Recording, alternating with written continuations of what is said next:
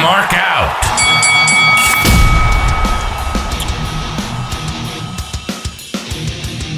What's going on, everybody? Welcome to another episode of On the Mark Wrestling Podcast, episode number 60. I'm your boy, Quixote. It is a beautiful day. Welcome, Lewis. Lewis, welcome to the show. Lewis, what's happening, brother? What's happening? What up? This is your boy, Lewis, the administrator. I'm making a face because it's episode 60. 60, bro. 60. We hit a milestone. K-Weezy, we've been wasting each other's time for this is the 60th time that we've been staying up late, huh? Yeah, wasting each other's time talking wrestling. Bro. But it's been a pleasure. It's been an honor. Number 60 in the books, man. Thank you to all the new followers following On the Mark Wrestling Podcast, man. Oh yeah. We appreciate it. We as you may see yourselves, we just two guys love wrestling. We love this thing we call wrestling.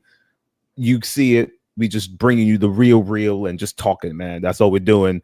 So welcome to another episode, man. We got a good one. Lewis, number one, I was talking to you before we went on there, and that man, I missed out. Big time with getting one of the jerseys, man. You could sell that bad boy for like $1,000 on eBay or something. Like you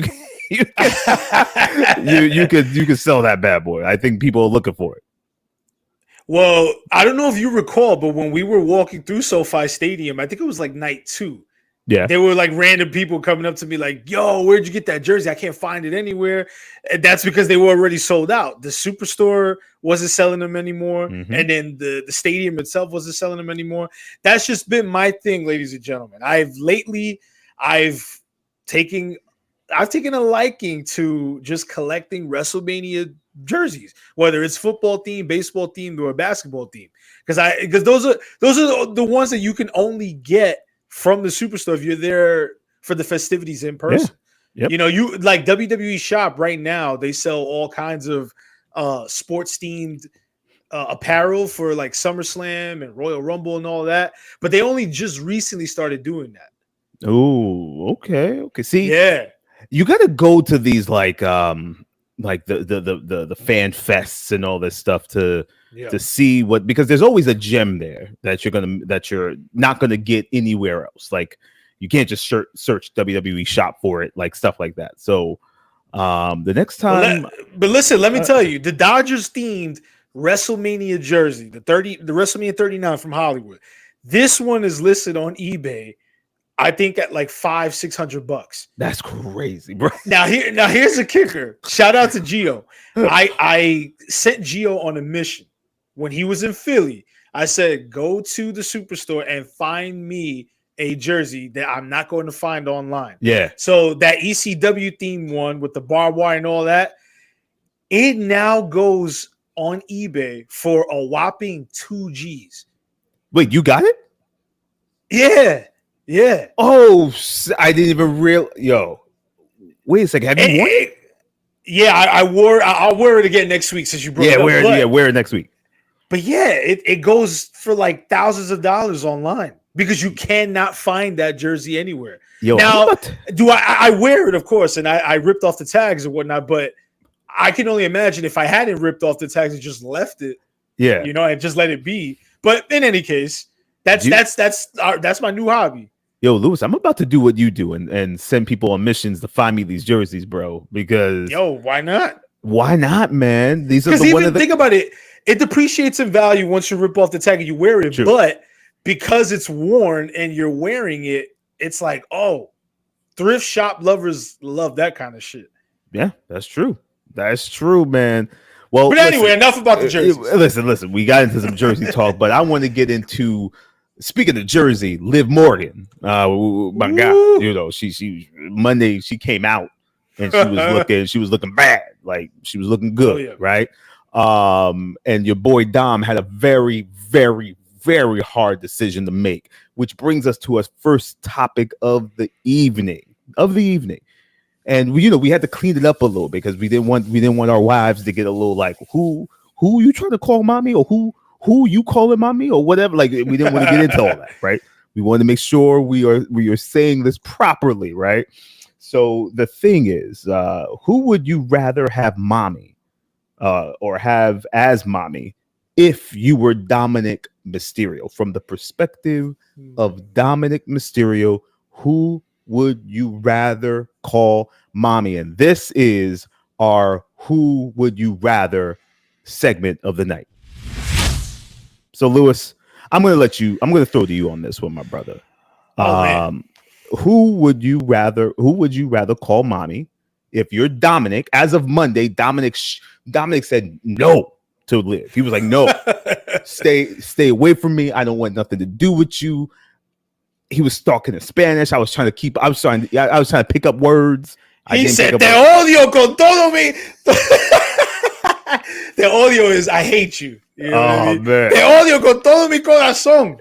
Yeah, well, listen, he made it clear that he was team Rhea. Rhea grabbed his face, kissed him on the cheek, licked his face, and all this stuff. And I'm like, yo, okay.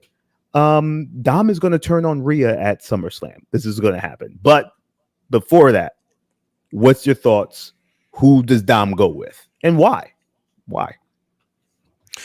Well, apart from the who would you rather, just commenting real quick on the storyline itself and where the angle is going to go, it is so crystal clear and blatantly obvious that Dominic is going to turn on Rhea.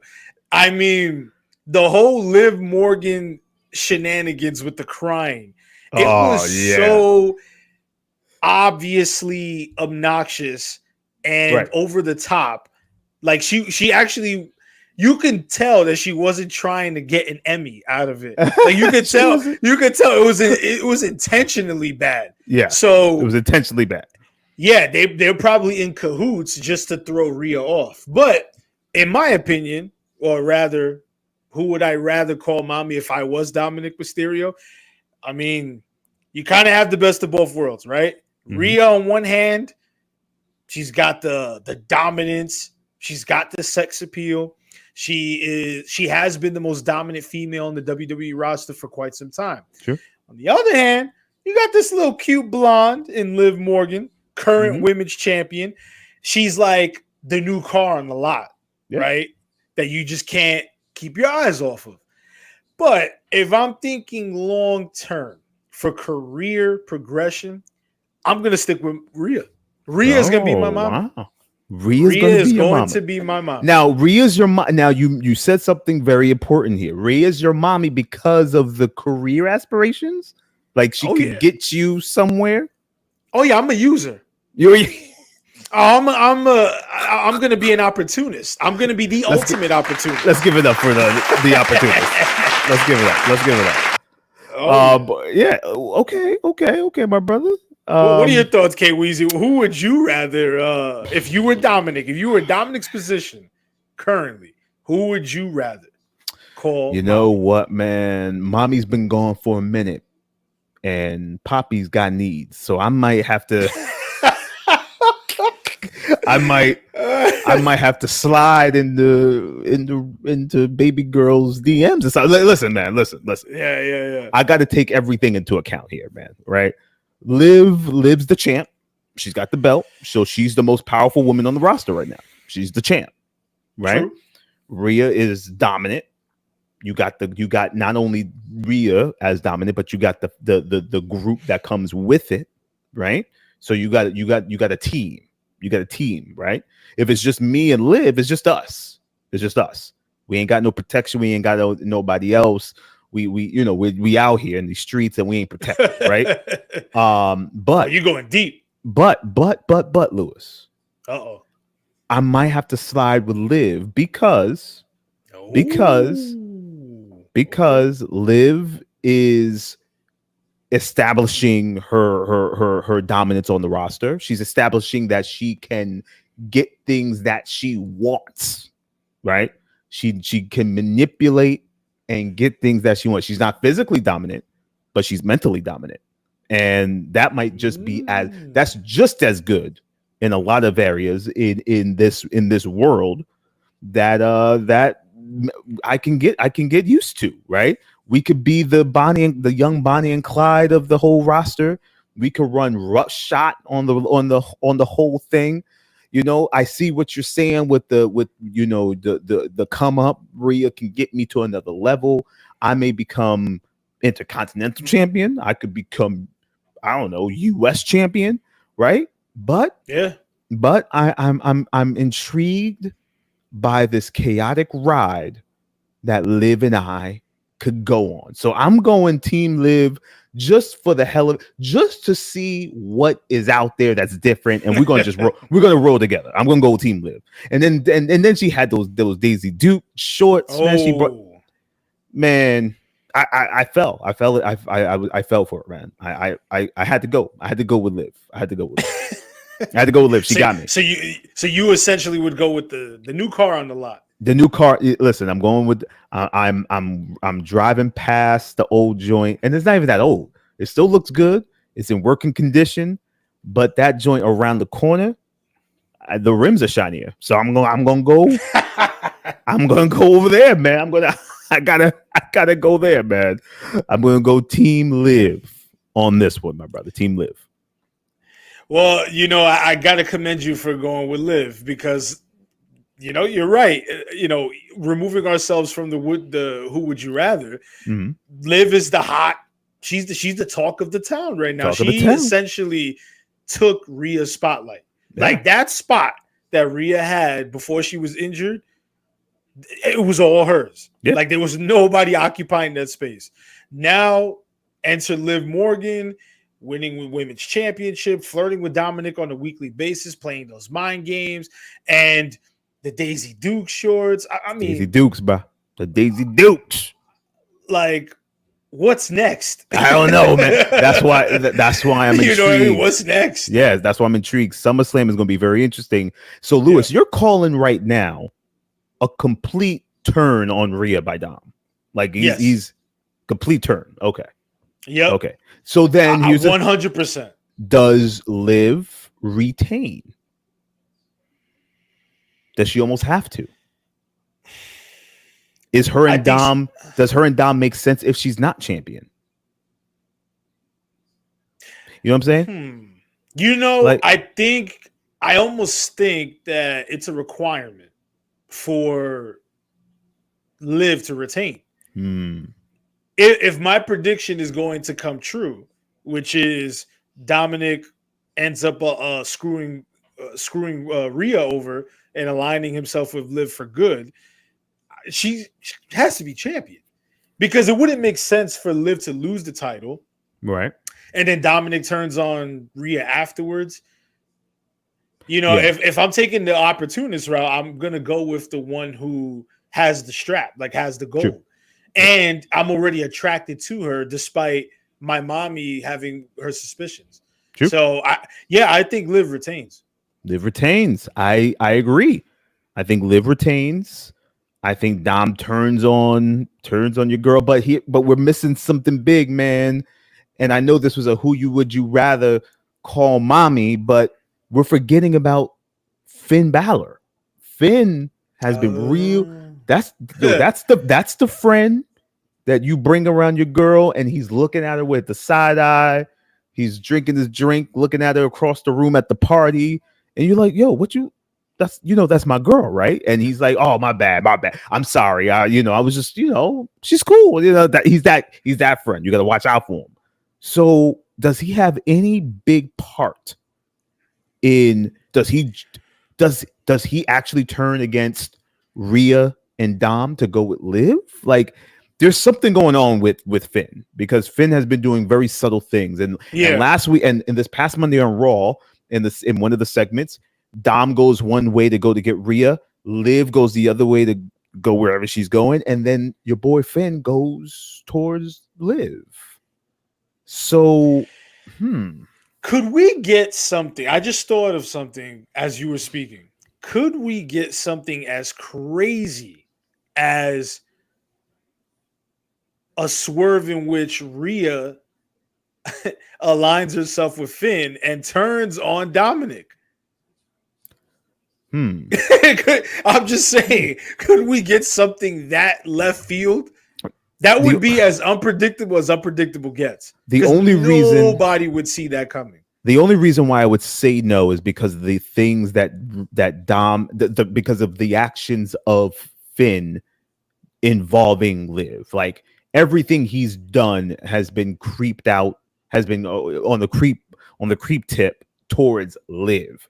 Like having Liv's hotel key, going in the direction that Liv is going. So why would Finn do all of that to then just like, what was he talking to Liv about that made Liv think that he would be on her side, but then to turn on, I don't know. It's getting a little, I don't know. It could actually, it could. They can get very convoluted here, my friend. It could give very Maury Povich on this, man. Listen, we don't know where they're going with this. But that's SummerSlam. That's in what, another week? Next Saturday. Next Saturday, man. We're gonna look out for that. I'm actually looking forward to the SummerSlam. I'm not gonna lie. The card is good in terms of being entertaining matches. With some intriguing story behind it. I agree. Nothing, like you said, pops out. Like nothing's like oh, I must see this. I think the one of the matches that don't intrigue me simply because of the lack of build in terms of making the heel feel more important is Cody and Solo. It's just unfortunate they just didn't protect Solo enough to make him feel like a credible opponent. So we'll see what happens with that. But I want to get into none other than the administrator's report. Lewis, what do you got for us? Are you going to take your belt off and spank AEW this week again? Like what's going on this week? The administrator is not going to take off his belt and whip AEW this week because I'm actually going to give them a treat. Here's your lollipop, AEW and Tony Khan. Good boy. You giving them a treat. All right. So let's hear it. So, okay. There's good news and bad news. The bad news is there was some regression in the TV viewership numbers. Okay. The good news is that it was a very minor amount of regression. So last week they did, I believe it was 695,000. This week they hovered around 689,000. Okay. So, I mean, did I say 600? I'm sorry, 700. Right, 7. So okay. 7. So they went from 790 and change to 780 and change. But that's good because even though there's it's just a very minor dip. Yeah. They're hovering around the same range in terms of TV viewership. So the promotion for Blood and Guts and just the build for it sustained that viewership. So now you have multiple weeks where you have a sustained consistency in terms of the live viewership. Nice. Now the question that's on my mind is, what is that going to look like for the following weeks heading into All In? Are we going to be hovering around the same ballpark number, which is like 780, 790, creeping into 800s? Or next week, are we going to see 680, 650 the following week? You know what I'm saying? So that's going to be very interesting. But I think there's a lot of intrigue with AEW, especially coming off the last 2 weeks. Because the last 2 weeks, you put on some banger TV main events. Yeah. MJF versus Will Ospreay was, in my opinion, the TV match of the year. 100%. You think of all the TV matches of any company, I think last week's was that it was like number one. And then you have a really fun and entertaining Blood and Guts match. So with that, they got to carry that momentum into All In. But then when you're talking about backstage stuff, Tony Khan is trying to broker his deal with Warner Brothers. He's trying to get that money in there, man. He's trying to get that money. He's trying to secure the bag. Try to secure that bag because Warner Brothers Discovery is being run by blinded jackals over there, man. They're blindfolded. They got their hands tied behind their backs. They're not doing anything, man. The Warner Brothers Discovery lost the NBA, which is, I mean, That's like a $600 million a year loss. Like that is an astronomical loss. Astronomical loss, right? AEW is really your only sporting thing you could put out, originalish content that you can do. Yeah, AEW's at an advantage here. Now, I like the rumored structure of it, right? All the content goes on Max. All the pay-per-views, thank God, go on Max. I'm tired of paying or finding ways to watch it because it's not on a streaming service, which is ridiculous nowadays. Which I like. There's no, I don't know about you, Lewis. Yeah, right. I don't know about you, Lewis, but did we see a number? Is there a number associated with this deal? Like, not yet. Tony always keeps the numbers tight.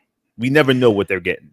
You're right. Tony is usually very, very tight-lipped as far as those TV negotiations and things like that. So it wouldn't surprise me if there's no number available. Yeah. But I got to give it to Tony, man. He has really stuck by his guns with this company. Yeah. Yes, he has done some very questionable things as far as being a manager, being a leader, but he is all in, no pun intended, with AEW. I mean, it's his baby. So yes, Lewis, for better or for worse. His trust fund is associated with this damn. if that ship goes down, your boy's working at the nearest. I don't know. He's probably cleaning toilets in his own in his only football field. So he's going to have to stick with it. He's going to have to stick. No, but the reason why I say that is because with all the controversy over the last 2+ years, he could have easily just said, you know what, I can't do this. Yeah. As much as I love wrestling, I don't want to manage a company. I just don't have it in me. I don't have the mental capacity. I can't do it. So I'm just going to sell to whoever wants to buy. But he's continuing on, and it's such a great thing for AEW to be able to still be around after 5 years and still, I know there's a dip in TV viewership, whatever, and they're not packing out arenas, but there's still a fan base. You and I included. There's still a fan base there, and it's a very passionate, a strong fan base. And there's a lot to be said for that, because you may think like, well, it's been around since 2019, but it's only 2019. Right. It's only 5 years, man. Yeah. And there was other podcasts that have been saying this. This is a good thing for talent to go and feed their families. It gives them another place to work, another place to prove themselves on national TV, another place to build relationships with other wrestlers and other producers and other executives. Like why wouldn't as a pro wrestling fan, forget if you're an AEW hater or a WWE mark, why as a pro wrestling fan wouldn't you want to see AEW succeed in the long term? Right. Why wouldn't you want to see them secure a good TV deal? It's just good for the business. We're fans. There's a reason why you and I are doing this, because we're fans. Yeah. Like, we do podcasts because we love wrestling and we love to be entertained by it. We love to analyze it. And, it's good for the business. I want to see all the companies thrive. Oh yeah, 100%, and we're getting that, man. TNA's doing their thing. Yeah. AEW, of course. WWE is on fire. I mean, we are getting some of the best wrestling programming in decades, probably, I would say. Where it's all everything. Everyone's doing their thing. Everyone's clicking. Everyone's getting work. Making the most money they ever made in their lives. Like it's just the business is just on fire right now. So and I want to say one more thing. Yeah.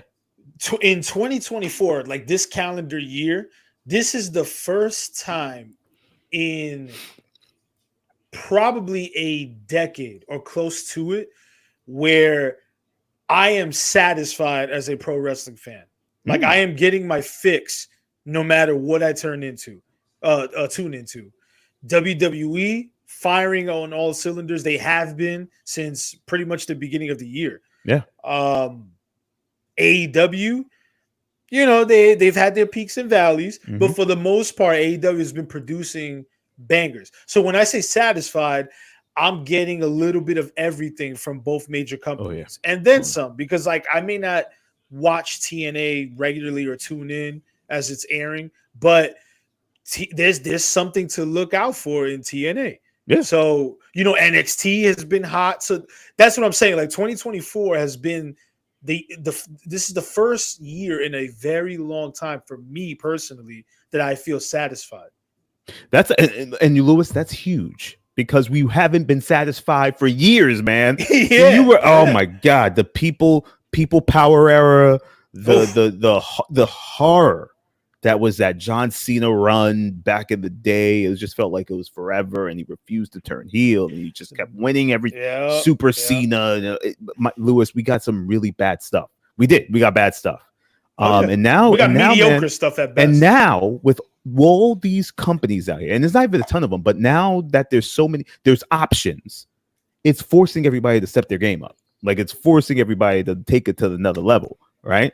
And it was just announced. I think it was announced that that WWE's Backlash is going to be in Mexico City. That place is going to be bananas, like that. Like when's that? I don't even. I think sometime next year. I think it's sometime next year, man. I saw a little logo for it. I don't know if it's just rumor. It's speculation, but Mexico City in 2025, I believe, or maybe even later this year. Who knows? But yeah, I scrolled and I saw it real quick. I was like, damn, Mexico City? That's a good look. Good. Yeah, that's a good look. What was a really good look was last night on AEW's Blood and Guts. So last night, we had the Blood and Guts match, which was hella entertaining, I must say. And you know what, Lewis? Looking back at the match, I wasn't mad at the finish. I actually liked the finish. I think it was different. I think it was. I think it held to what was happening storyline in front of us. The only thing that I wasn't crazy about, and maybe because my thought was was changed a little bit listening to a podcast I listened to earlier today, was why are we believing that Darby Allin is going to light somebody on fire on national television, and this guy is going to possibly die on TV? Like the suspension of disbelief is kind of wild, right? Like I know wrestling is supposed to be like, it's a thing. It's supposed to. It's supposed to take you to another level of thinking where it's like, okay, this is obviously not going to happen, but we got to keep some sort of realism to it. And for us to believe that Darby Allin poured the lighter fluid when he did that, I popped. I don't know why I popped when he was pouring the bucket, and then Shivani says we could smell the lighter fluid from here. I'm like, Shivani, it was just great. I don't know why I popped for that, but to believe that he was going to do that, I don't know. It was just like, all right, I don't know. But I loved the match, man. I thought it was great. I think everybody had great spots. Okada being in it, he really did do much. It almost seemed like it was they just threw him in it. Like that is not his type of match. Number one, no, like it's not at all. He barely did anything.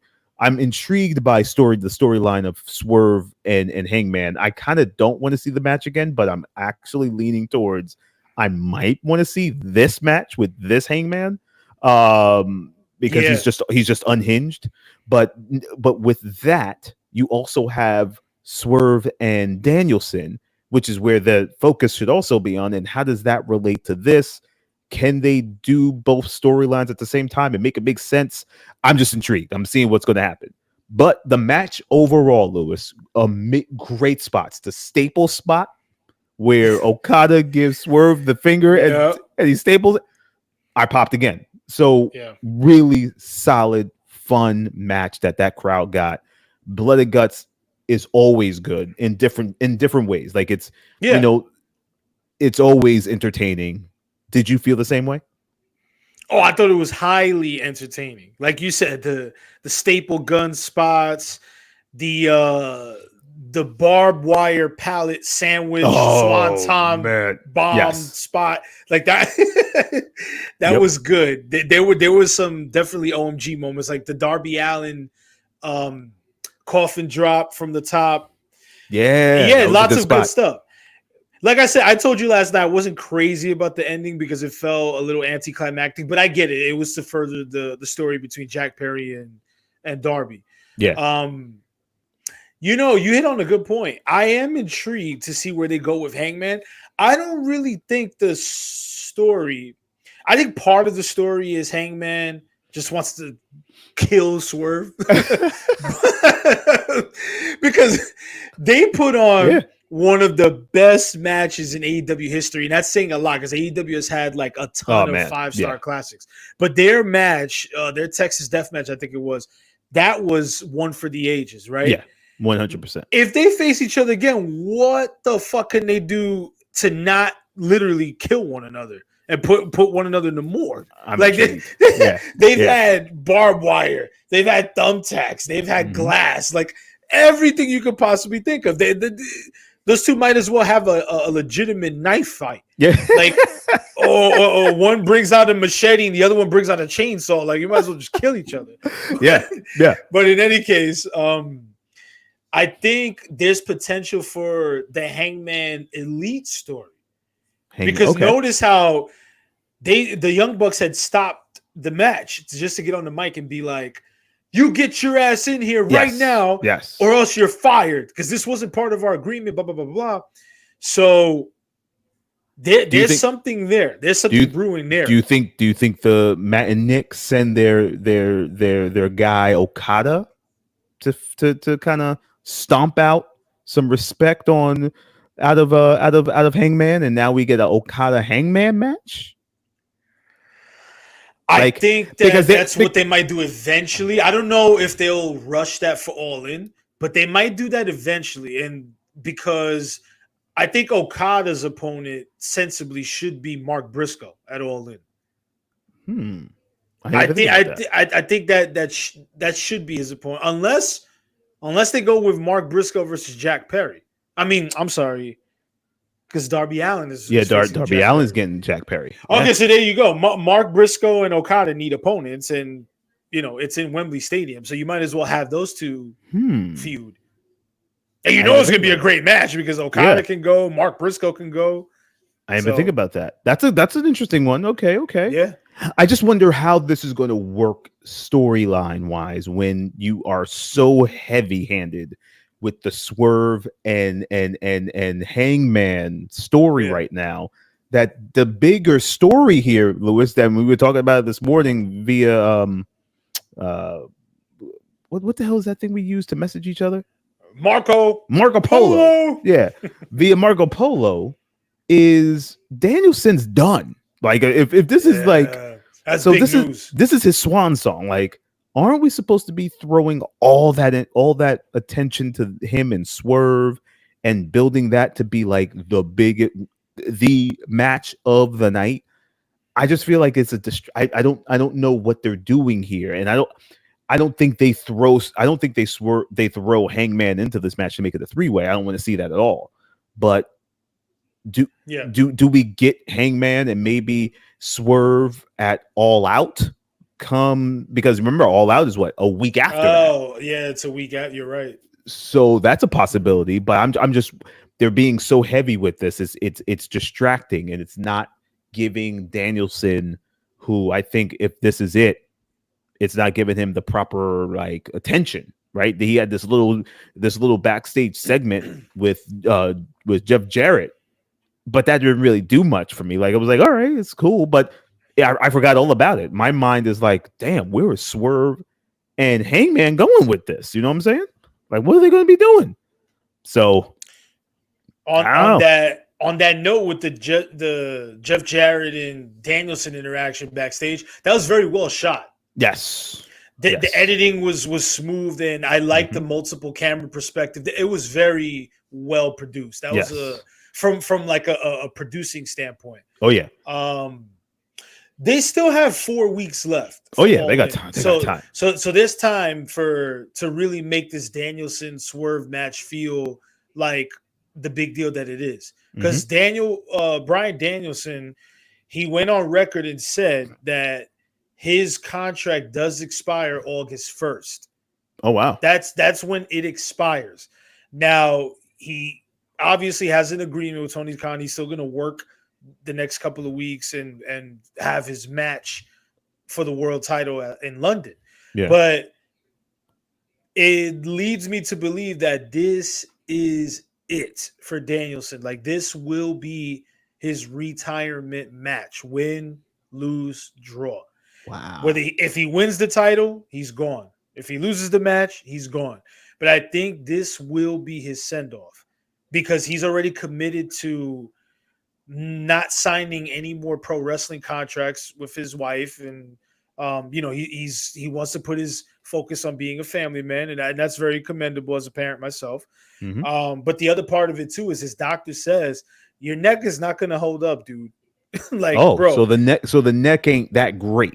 No, his neck. Why do you think Danielson hasn't been wrestling as much in the last couple of months?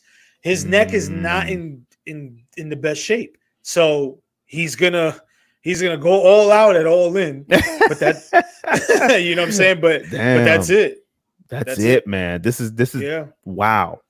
Well, if AEW can hold on to him and put him in some like major role backstage, that's a huge asset to have. That would be great. Yeah, huge asset to have.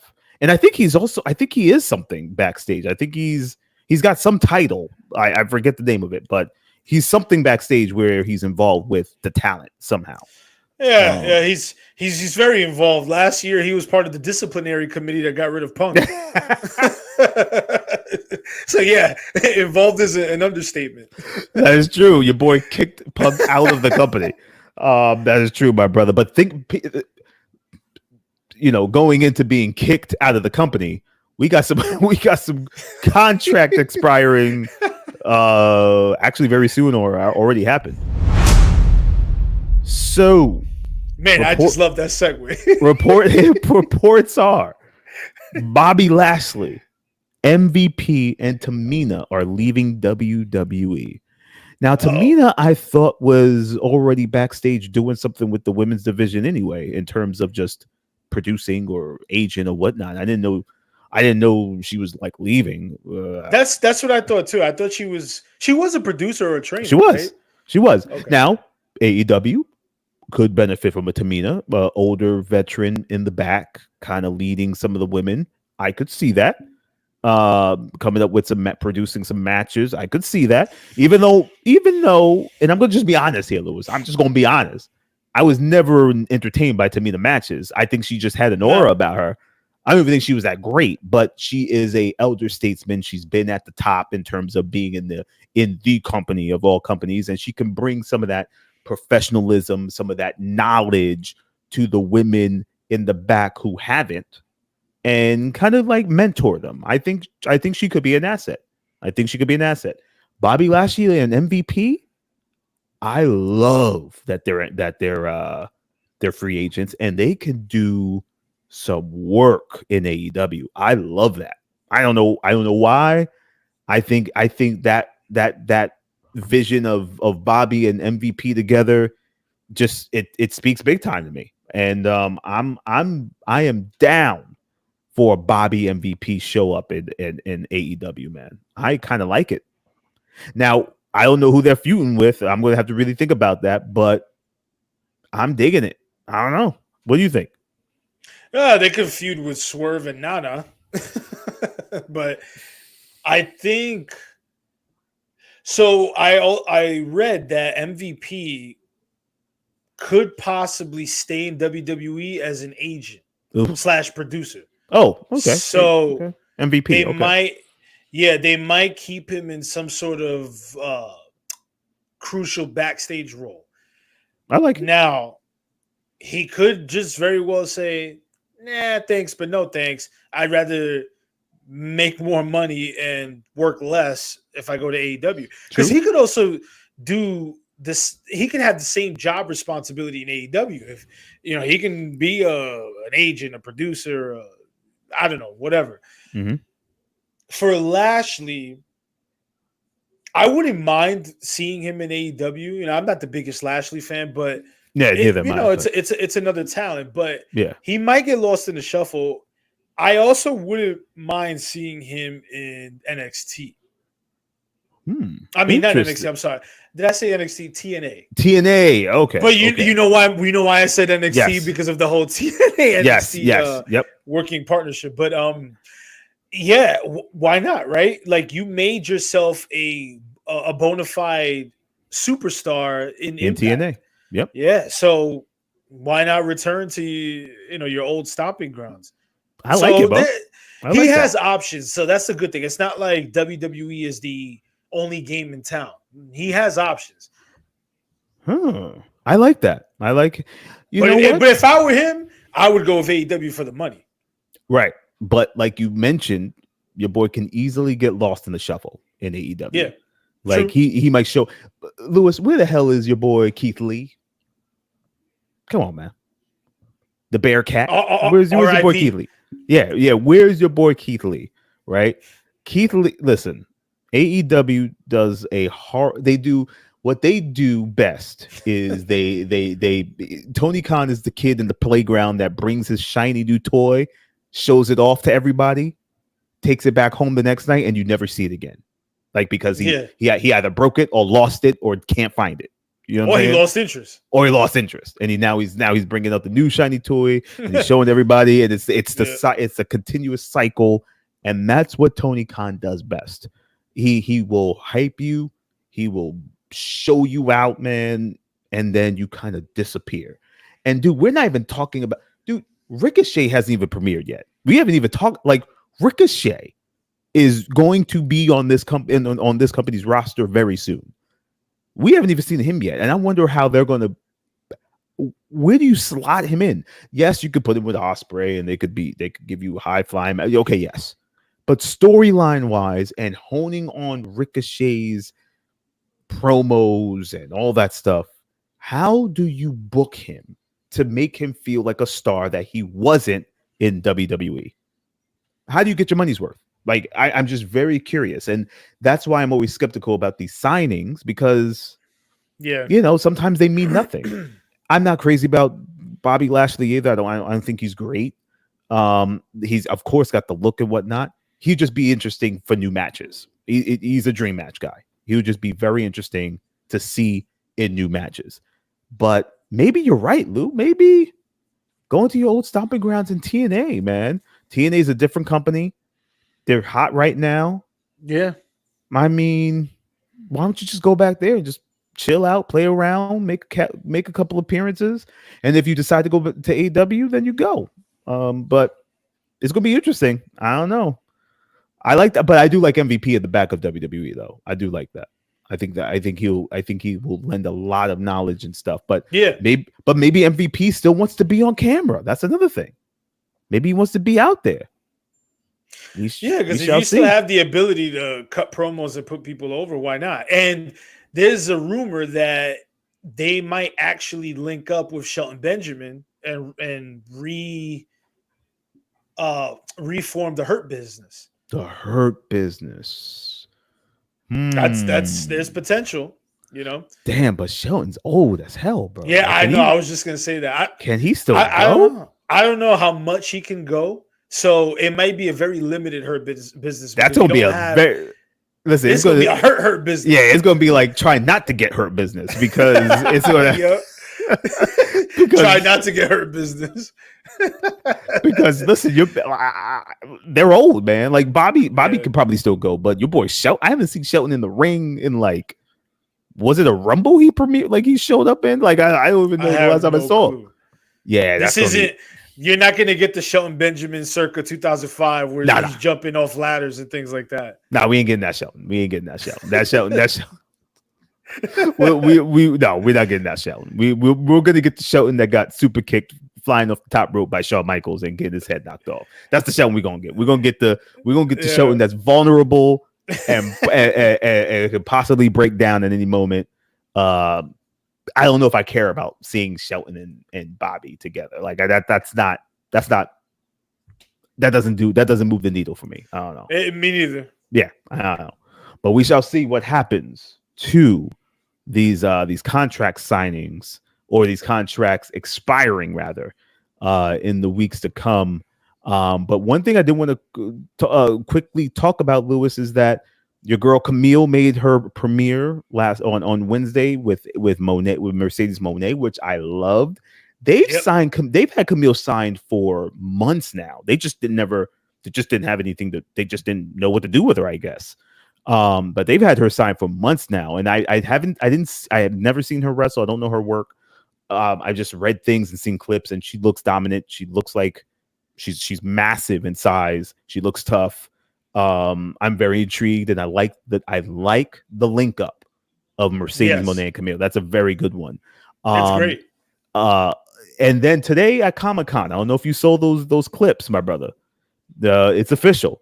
Dr. Britt Baker, DMD, and Mercedes Moné at All In for the TBS Championship.